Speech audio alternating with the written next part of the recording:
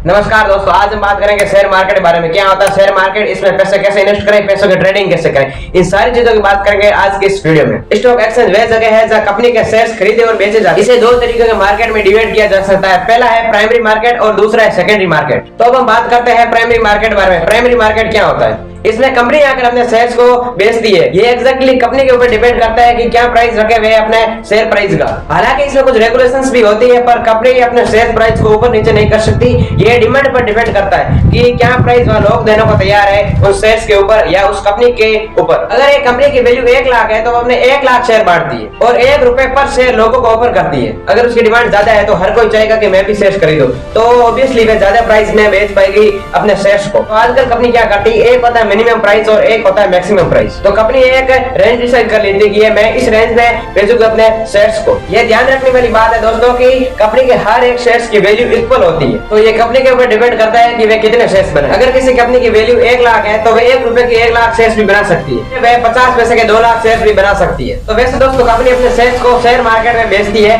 तो कभी 100% नहीं बेचती। तो जो ओनर होता है वो मेजॉरिटी अपने शेयर्स अपने पास रखता है ताकि उसकी डिसीजन मेकिंग पावर बनी रहे। अगर आप सारी शेयर बेच डालोगे तो जितने लोगों ने शेयर्स को खरीदे हैं तो वे सारे ओनर बन जाएंगे उस कंपनी के। जिस व्यक्ति के पास 50% से ज्यादा ओनरशिप रहती है वही डिसीजन ले सकता है उस कंपनी के बारे में। इसलिए जो फाउंडर होते हैं वे प्रेफर करते हैं कि 50% ज्यादा शेयर अपने पास रखें। जैसे कि फेसबुक का करीब 60% ज्यादा शेयर मार्क जकरबर्ग के पास है। अब जिन लोगों ने कंपनी से शेयर्स खरीद लिए हैं वे लोग अब उन शेयर्स को और लोगों को बेच सकते हैं। तो इसे कहते हैं सेकेंडरी मार्केट। प्राइमरी मार्केट ने एक प्राइस सेट कर लेते हैं अपने शेयर्स का, तो अब सेकेंडरी मार्केट कंपनी कुछ नहीं कर सकती उस शेयर प्राइस का। अभी शेयर प्राइस ऊपर नीचे होते रहते हैं। ये देखकर इतनी डिमांड है उनकी लोगों के बीच में खरीदने और बेचने में। सप्लाई और डिमांड को देखकर सेकेंडरी मार्केट में शेयर प्राइस ऊपर नीचे होते रहते हैं। तो अब हम बात करते हैं इंडिया स्टॉक एक्सचेंज के बारे में। ऑलमोस्ट हर एक कंट्री में स्टॉक एक्सचेंज होते हैं। इंडिया में सबसे पॉपुलर 2 स्टॉक एक्सचेंज है। पहला है मुंबई स्टॉक एक्सचेंज और दूसरा है national stock exchange. Mumbai stock exchange जिसमें करीब 5400 कंपनी रजिस्टर्ड है और नेशनल स्टॉक एक्सचेंज जिसमें 1700 कंपनी रजिस्टर्ड है। अब इतनी सारी कंपनी एक स्टॉक एक्सचेंज में रजिस्टर्ड है। अगर हमें ये देखना है कि इन सारी कंपनियों के शेयर प्राइस ऊपर जा रहा है या नीचे, ये कैसे देखा जाए,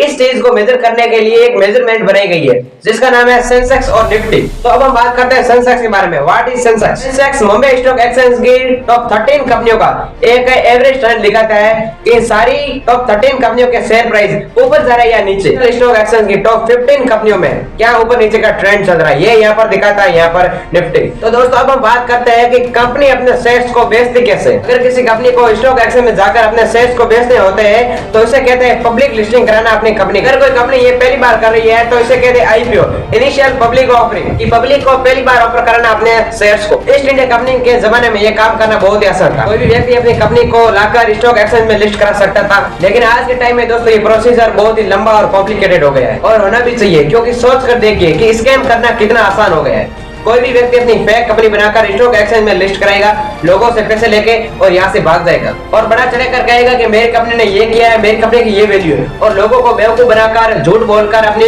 कंपनी के शेयर्स उनको बेच के उनसे पैसे ले लेगा। तो बहुत ही आसान होगा ना स्कैम करना। तो इंडिया ने हिस्ट्री में से कई स्कैम देखे। 1992 हर्षद मेहता स्कैम और 1996 सत्यम स्कैम, ये सब यही चीजें थी। लोगों को बेवकूफ बनाकर अपनी कंपनी में पैसे इन्वेस्ट कराए और यहाँ से भागे। तो धीरे धीरे ये स्कैम होते रहे और इंडिया स्टॉक एक्सचेंज को पता लगने लगा कि हमें अपने पूरे प्रोसीजर को और स्ट्रॉन्ग और कॉम्प्लिकेटेड बनाना पड़ेगा। इसके लिए रेगुलेशन और स्ट्रॉन्ग बनाने के जैसे आज बहुत ही कॉम्प्लिकेटेड रूल्स है। अब हम बात करते हैं SEBI, security and exchange board of India.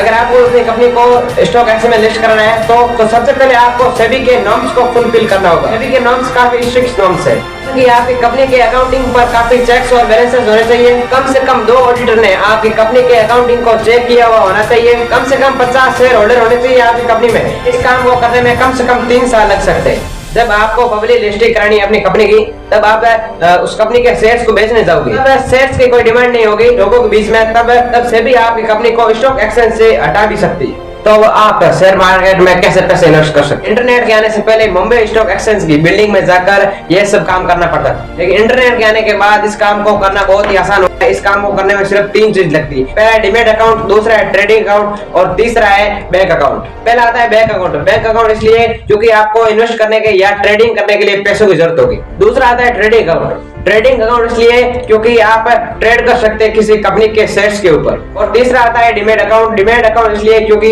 जो आप शेयर्स खरीदे उसे स्टोर करने के लिए एक डिजिटल फॉर्म में स्टोर करने के लिए डिमैट अकाउंट काम आता है। इसलिए ज्यादातर बैंक 3-in-1 अकाउंट ऑफर करने लगे। ये तीनों ही फैसिलिटी आपको एक बैंक अकाउंट में मिल जाएगी। हम जैसे इन्वेस्टर को कहेंगे रिटेलर इन्वेस्टर, जो आम लोग जो शेयर मार्केट में पैसा इन्वेस्ट करना चाहते हैं। रिटेलर इन्वेस्टर को हमेशा एक ब्रोकर की जरूरत होती है। ब्रोकर कोई ऑनलाइन वेबसाइट भी हो सकता है, कोई एप्लीकेशन भी हो सकता है, या कोई व्यक्ति भी हो सकता है। बायर और सेलर को आपस में एक दूसरे के मिलाने का काम करने वाले को हम यहाँ पर ब्रोकर कहते हैं। जब हम ब्रोकर के थ्रू स्टॉक मार्केट में पैसे इन्वेस्ट करते हैं तब ब्रोकर अपना एक कमीशन लेता है जिसे कहते हैं ब्रोकरेज रेट। ये ब्रोकरेज रेट कितने भी हो सकती है, इसकी कोई लिमिट नहीं है। ब्रोकरेज रेट बैंक ज्यादातर 1% चार्ज करते हैं, पर ये 1% ब्रोकरेज रेट काफी हाई लेवल है, पर इतनी ब्रोकरेज रेट नहीं होनी चाहिए। अगर ध्यान से ढूंढे तो आपको ऐसे कई प्लेटफॉर्म मिल जाएंगे जिनकी ब्रोकरेज रेट 0.05% है। ब्रोकरेज रेट काफी लोगों के लिए डिसएडवांटेज भी हो सकता है जो ट्रेडिंग करना चाहते हैं। तो अगर आप भी शेयर मार्केट में पैसा इन्वेस्ट करना चाहते हैं तो अपने जोखिम पर करें। शेयर मार्केट रिलेटेड आप जिस नीश में जाना चाहते हैं उसकी काफी जानकारी हासिल करें, पहले उसकी किताबें पढ़ें, फिर शेयर मार्केट में पैसा इन्वेस्ट करें। नहीं तो आपका पैसा डूब भी सकता है और फिर आप कहेंगे कि शेयर मार्केट